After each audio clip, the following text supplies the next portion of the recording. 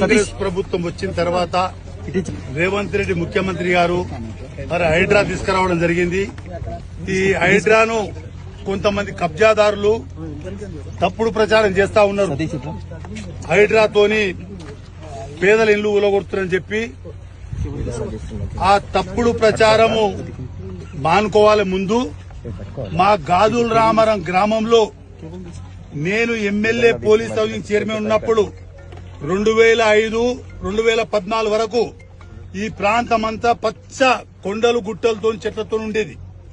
2014లో TRS ప్రభుత్వం వచ్చిన తర్వాత 23 వరకు 10 ఏళ్లలో టీఆర్ఎస్ నాయకులు అప్పుడున్న అధికారులు వాళ్ళు కళ్ళు మూసుకున్నారు.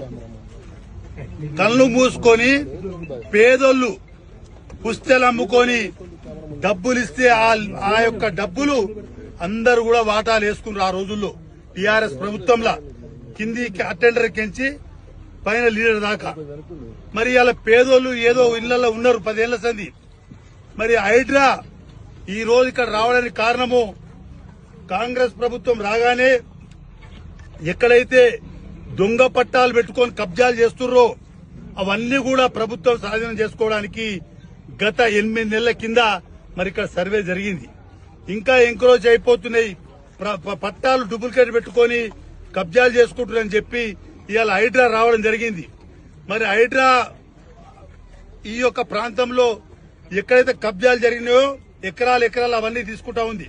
మరి కొన్ని ఇళ్లు ఊలగొడతా ఉన్నారు. కాకపోతే ముఖ్యమంత్రి గారి ఉద్దేశము పేదలకు ఇబ్బంది కలిగించేది లేదు. పేదలున్న ఇళ్లను ముట్టుకోరు.